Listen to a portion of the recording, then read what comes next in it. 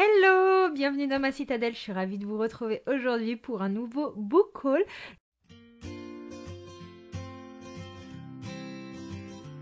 Je sais que vous êtes nombreux à aimer cette vidéo, moi aussi j'adore vous la tourner, mais je vous avoue que ce mois-ci j'ai un petit peu honte parce qu'il est vraiment gigantesque.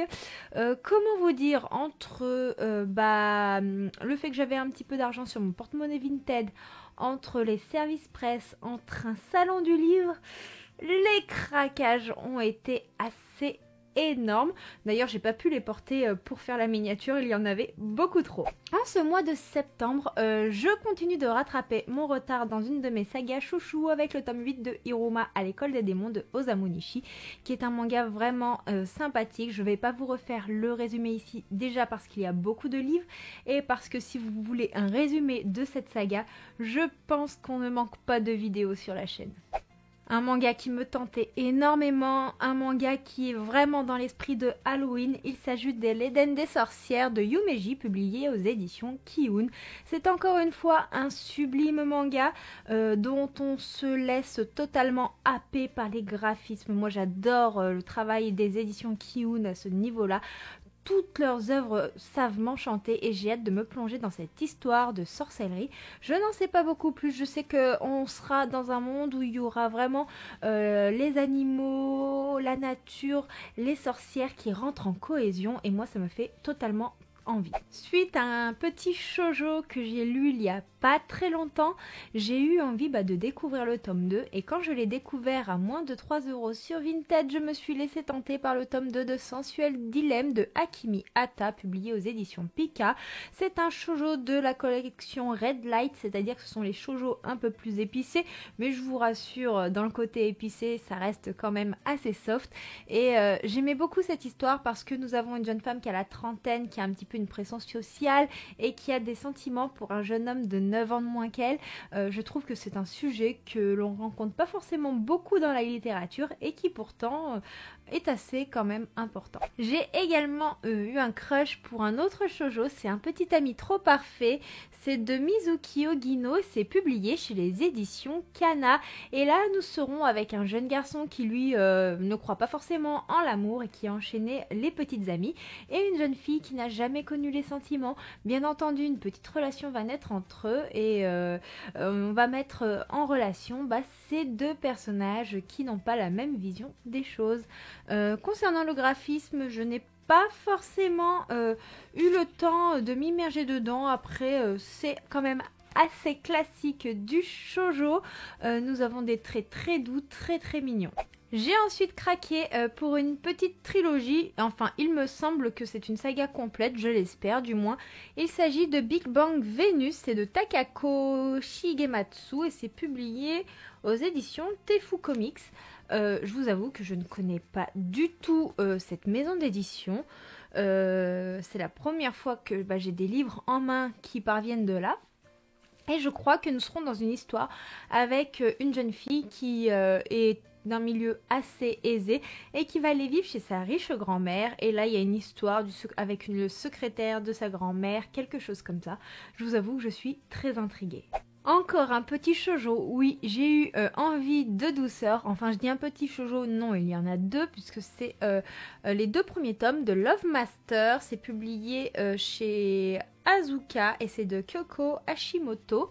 Donc ici, nous allons suivre une jeune fille qui a eu plein de petits amis, mais qui est censée se reprendre en main, laisser un petit peu les garçons de côté, jusqu'au jour où en fait, un membre d'un club d'élèves, quelque chose comme ça, il me semble, vient la chercher.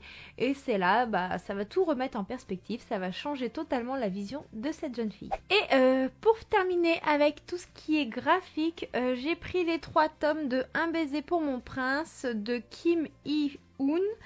C'est chez les éditions Clair de Lune et là nous allons être avec une jeune servante qui en a marre de cette vie de servitude et qui aimerait beaucoup rentrer un petit peu dans la noblesse et elle va tout faire justement pour sortir de cette condition-là. Passons au roman et le premier dont je vais vous parler est un roman poche. Il s'agit de Quoi qu'ils en disent de Noémie Dany, publié chez les éditions Hugo New Roman. Maintenant les éditions Hugo se mettent à faire des inédits en format poche. Je vous avoue que celui-ci m'intriguait beaucoup parce qu'on va suivre une jeune femme qui est étudiante, voilà, elle va à la campagne dans la grande maison familiale et elle s'ennuie un petit peu, elle voit le temps passer et à côté, en fait, il y a un paysan qui est papa, qui a la ferme et tout ça. Il y a une grande différence d'âge qui les oppose.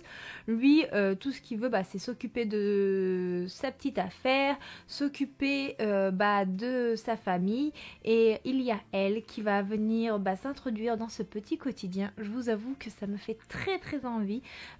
Puis généralement, les livres de chez Hugo se lisent avec une vitesse incroyable. On va partir dans des réécritures de contes avec Un sort si noir et éternel de Brigitte Kemmerer, qui est une réécriture de La Belle et la Bête avec une jeune héroïne handicapée et je vous avoue que moi il m'en faut pas plus pour me donner envie de le lire.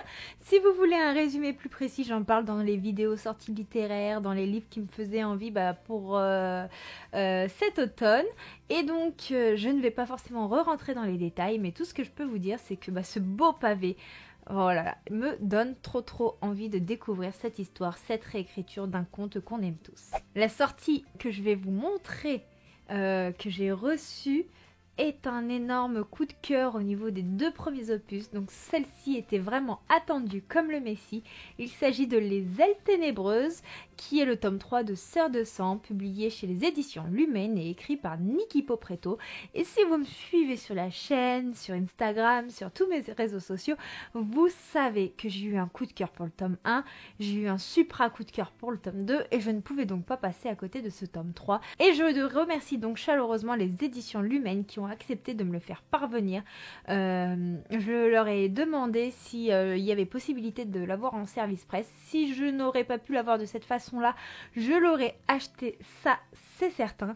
Et j'ai hâte de me plonger dans la suite de cette histoire, d'avoir le fin mot justement du récit entre Val et Véronica, de me replonger dans cette ambiance de phénix, de dieux, d'anciens rois, d'anciennes reines, enfin voilà, il y a tout qui est haletant et j'ai vraiment envie de découvrir la suite. À présent, c'est une sortie du mois d'août que j'ai reçue avec un peu de retard, mais que j'ai hâte de découvrir. Il s'agit de Serpent and Dove de Shelby Mayerin et c'est publié chez les éditions de Saxus. Ici, nous avons un petit format toc-toc. Oui, le petit toc-toc qu'on aime bien. C'est encore une fois un livre magnifique de chez eux, un livre dont on se délecte et j'ai hâte de me plonger dans cette histoire de sorcellerie. Il me semble que c'est une histoire de sorcière, de romance et tout ça. Et je vous avoue que moi on me dit sorcière, on me dit romance, on me dit chasseur de sorcières. J'ai pas forcément envie d'en savoir plus, hein. J'ai tout ce qu'il me faut pour me donner envie. Et c'est pareil, je vous ai déjà fait des résumés un peu plus avenants, descriptifs de cette œuvre-là, mais j'ai pas envie de m'en souvenir, j'ai envie de me plonger dedans juste avec ces informations. Au mois de septembre, il y a eu lieu le week-end du 18 et 19, le salon du livre de Pusignan, près de Lyon, pas loin de l'aéroport Saint-Exupéry. Et donc, forcément, il y a eu du craquage et j'ai eu un petit coup de cœur sur ce livre-là, Damien de Katia Lazan. D'ailleurs, si vous êtes curieux sur ce bouquin-là, je vous conseille d'aller voir l'avis de Julie lit de la romance parce que ça a été un énorme coup de cœur pour elle. D'ailleurs, j'en ai même parlé avec l'autrice. Katia Lazan m'a super bien vendu ce livre. Nous serons au sein d'un groupe de rock. Alors, il faut savoir que c'est un spin-off. Il y a une autre saga de 2 tomes qui parle des personnages qu'on voit dans ce tome-là et vice-versa, mais les livres ne sont pas spoilants si vous voulez en lire juste un des 3. Moi, j'ai voulu lire celui-là puisque celui-ci est beaucoup plus sombre et j'avais envie de quelque chose de sombre, quelque chose d'assez intense. Et donc, Damien, c'est l'histoire d'un homme qui est torturé, d'un homme qui est en pleine souffrance, d'un homme pendant la confection d'un album. Nous serons vraiment dans le milieu musical. D'ailleurs, Katia Lazan est vraiment passionnée de cela. Quand j'en ai discuté avec elle, elle connaît très très très bien ce milieu et c'est pour ça qu'elle écrit des romances qui ont lieu avec ça et j'ai hâte de le découvrir parce que entre la façon dont l'auteur m'en a parlé au salon du livre et la façon dont Julie en parle, à chaque fois que je regarde des vidéos où elle l'aborde, où ses avis écrits, forcément l'envie est là, plus. Il y a des auteurs comme ça, lorsque vous voyez leur nom apparaître sur un livre, vous hésitez vraiment pas. Et moi c'est le cas pour Coconan, et c'est donc pour cela qu'au salon du livre, même si elle n'était pas là, j'ai quand même pris Adaline, publié chez Plume du Web. Donc ici nous serons dans un roman où nous allons suivre Spencer. Spencer est criblé de dettes. Spencer a un petit peu tout perdu et Spencer va devoir se sortir de ce mauvais pas. Il y aura une romance avec une jeune femme qui s'appelle Adaline qui va arriver, qui va tout bouleverser, qui elle apparemment aussi a beaucoup de souffrance. Je n'en sais pas vraiment plus, mais j'ai découvert La Plume de Coco, vous savez, avec la trilogie Calliope qui va être rééditée chez Black Ink et qui avait été en première édition chez Cherry Publishing. Et j'avais eu l'honneur de lire les 3 tomes en service presse et j'avais eu vraiment un coup de cœur pour cette saga, pour cette plume. Et donc découvrir une autre histoire de cette autrice, c'est pour moi un honneur. Voilà, je n'ai pas pu résister en le voyant. Je vais vous parler d'une sortie qui n'est pas tout à fait récente, mais une sortie qui m'intrigue depuis un long moment. Il s'agit de Eve Hoffman, de Giovanna et Tom Fletcher. C'est publié aux éditions Milan. C'est un livre que j'ai eu d'occasion sur Vinted. Ici, nous serons bercés dans un monde en fait où les femmes, il y en avait plus depuis plus de 50 ans. Il n'y avait plus de naissance féminine jusqu'au jour où il y en a une qui arrive sur Terre. Voilà. Pour le speech, j'ai pas forcément envie d'en savoir plus, mais moi je vous avoue que juste ça m'intrigue et j'ai envie d'en savoir plus. Un autre livre que j'ai eu avec une commande Vinted, il s'agit de 5 Feet Apart. C'est écrit par Rachel Lippincott, Mickey Doctry et Tobias Laconis et c'est publié chez Albin Michel. Et je sais qu'ici nous allons suivre une jeune femme qui est atteinte d'une maladie des poumons et qui passe le plus clair de son temps à l'hôpital. Et j'aime beaucoup ce genre d'histoires qui sont souvent pleines d'émotions. Et donc dès que ça touche au secteur médical, à la santé, à la maladie, au handicap, ce sont des thématiques qui m'attirent, qui m'intéressent, c'est des histoires que j'ai envie de suivre, donc j'ai vraiment très très envie aussi de me plonger dans ce roman. Bon, si je vous les montre dans cette vidéo, c'est que j'ai forcément envie de me plonger dedans, mais il va falloir faire un choix. Encore un livre d'occasion que j'ai trouvé vraiment pas cher sur Vinted. Il s'agit de La Princesse Maudite de Julie Kagawa. C'est publié aux éditions Darkis. C'est de la série Les Royaumes Invisibles et donc ici nous allons suivre une jeune fille qui va apprendre qu'elle vient d'un royaume invisible et elle est la princesse, mais avant ça il y a eu des petits soucis familiales et certains membres de ses proches ont disparu et donc nous serons un peu dans un périple, dans la découverte d'une destinée, des secrets de famille, beaucoup de choses comme ça et puis généralement c'est le genre d'univers qui matche toujours avec moi. J'ai eu l'honneur d'être sélectionnée par Babelio par l'opération Masse Critique pour découvrir The Kiss of Deception de Marie Hyperson. C'est ma lecture en cours, mais bon, je n'ai lu qu'un seul chapitre.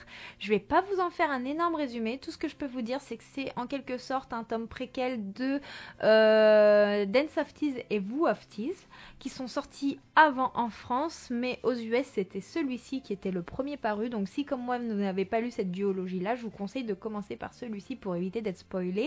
Même s'ils peuvent se lire indépendamment, en fait, on a des histoires entre certains personnages qui vont être un petit peu spoilantes dans Dance of Thieves si on n'a pas lu celui-ci, donc ce serait totalement dommage. Et ici, on va suivre une princesse, en fait, qui est promise à quelqu'un et il va y avoir plein de péripéties, et voilà. Je vais repartir dans mes petites trouvailles du salon littéraire et j'ai eu en cadeau par Mélodie Smack Eden, le tome 1, La mise en bouche. C'est publié chez Sharon Kenna, mais ce livre va être réédité chez MXM Bookmark.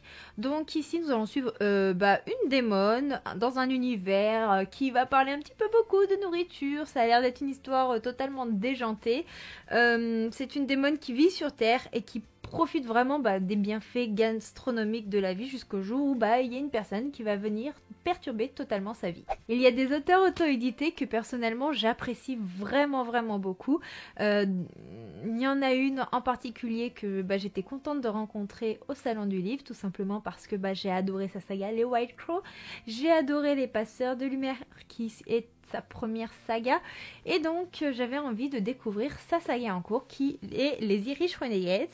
Là c'est le tome 1, Malone, et c'est de Blandine P. Martin, et donc en fait on va suivre à la naissance de ce clan, les Irish Renegades, avec Malone qui est un homme qui a beaucoup de difficultés financières, qui a énormément de petits soucis, tout ça. Et il y a des personnes qui l'aiment et il va tout faire en gros pour s'en sortir, pour les sauver, pour avoir le moyen de survivre. Et je sais pas pourquoi, mais le speech de ce livre me fait vraiment penser à la série Peaky Blinders. Donc bon... Mon résumé est vraiment merdique, mais je vous en parlerai mieux quand je l'aurai lu. Je ne sais pas vous, mais moi j'aime beaucoup tout ce qui touche un petit peu au Japon, tout ça. Et j'ai vu un roman qui va aborder les démons kitsune, qui sont des petits démons renards. J'adore ça personnellement. Et donc en passant sur le stand de Mélodie Snack, je n'ai pas pu résister et j'ai pris L'Éternel de Térangi. C'est publié aux éditions Plume Blanche en plus, donc le travail éditorial est souvent magnifique, même si celui-ci a l'air de dater un petit peu. Mais voilà, il n'est pas très gros, je pense qu'il se lira très vite, il fait 236 pages. Et nous allons suivre un prince qui est un petit peu déchu et qui va passer un pacte avec ce petit être-là, qui est le démon Kitsune là. Et j'ai hâte de voir comment va se passer leur aventure, comment ils vont s'en sortir, quelle est leur histoire. Je reviendrai du coup vous en parler sûrement incessamment sous peu. Je ne sais pas vous, mais moi j'adore toutes les histoires qui parlent de vikings. J'ai adoré la série avec Ragnar Lodbrok, Björn, Lagertha et tous les autres personnages. Tout ce qui touche à cette mythologie. Et donc, quand j'ai vu ceci, je n'ai pas pu résister. J'ai même discuté avec l'autrice Alexia Henriksen, qui est prof d'histoire et particulièrement très intéressée et très pointue sur l'histoire viking. C'est pour ça que je lui ai pris Le Viking et la Volva. C'est publié chez Livresque Édition. Regardez-moi à quel point ce livre est sublime, franchement. Donc ici, nous allons suivre un viking qui va prendre en charge une jeune femme pour sa sécurité. Nous sommes en 840 après Jésus-Christ dans la région de Rouen. Il va y avoir un peu des péripéties entre différents clans. Je suis très intriguée. On va voir vraiment la culture viking qui est mise à l'honneur. Et d'après ce que m'en a dit l'auteur, ça a l'air assez réel à ce niveau-là parce qu'elle s'est vraiment basée sur ses connaissances. Elle m'a d'ailleurs montré une relique qu'on accroche aux tenues des vikings qui font en quelque sorte partie de la noblesse viking, on va dire. C'est pas les bons termes, mais vous voyez un peu ce que je sous-entends. C'est les vikings qui ont un certain standing avec des bijoux qui valent cher et tout ça, et c'est une culture qui m'intéresse vraiment beaucoup. Je suis passée sur le stand des éditions Plume Blanche, Héron d'Argent. Il y avait également une autre maison d'édition, mais j'ai perdu le nom, Noir d'Absinthe. Voilà, il y avait également des livres de Noir d'Absinthe, et ce stand était tenu par l'autrice J. Robin, qui a un petit peu des livres dans toutes ces maisons d'édition là. Ce stand était absolument magnifique, et en discutant, elle m'a trop donné envie de lire L'apprentie faucheuse, qui est un premier tome d'une duologie. Nous avons su une femme qui est assassinée, mais cette femme assassinée, il faut savoir que en devenant une des faucheuses, elle a le droit d'avoir une espèce d'assistant, et elle va choisir son meurtrier. Ils vont être liés à jamais, ils vont être un peu chien et chat, et du coup la cohabitation va se faire de manière pas terrible, voilà. Donc moi ça m'intrigue énormément. D'après ce qu'elle m'en dit, l'histoire et les personnages sont très anti-héros et ça a l'air vraiment sympathique et il y a des illustrations vraiment, vraiment sublimes. Après avoir lu la duologie Si seulement de Magali Nguimber, une duologie qui m'avait émue aux larmes, qui m'avait mis dans tous mes états, j'ai eu envie de découvrir son nouveau roman, Hell. Et dans ce nouveau roman, nous allons suivre une jeune femme qui va aller vivre chez sa tante, il me semble. Ça va pas forcément bien se passer, elle va être bercée par la musique, elle va avoir de multiples souffrances et j'ai vraiment hâte de me plonger dans cette histoire qui a l'air encore une fois très très émouvante et j'ai envie de retrouver la plume de cette autrice que j'avais tant appréciée. Après j'ai craqué au mois de septembre pour une suite de saga, il s'agit de la suite des Voleurs de fumée, donc c'est le monde des démons de Sally Green. Je ne vous en ferai pas de résumé parce qu'on va éviter tout spoiler. Et ensuite j'ai craqué pour un livre qui m'intriguait beaucoup, il s'agit de The Vanish Girl de Laura Thalassa. C'est publié chez Michel Lafon, je l'ai eu en occasion, vraiment pas cher. Et ici nous allons suivre une jeune femme en fait qui a disparu et 10 ans après en fait elle va réapparaître à l'endroit même où elle a disparu. On ne va pas savoir ce qu'il s'est passé et juste ça a piqué ma curiosité et j'ai vraiment très très envie d'en savoir plus. Voilà, ce sera tout pour cette vidéo, j'espère qu'elle vous aura plu. Moi j'ai été ravie de vous la tourner.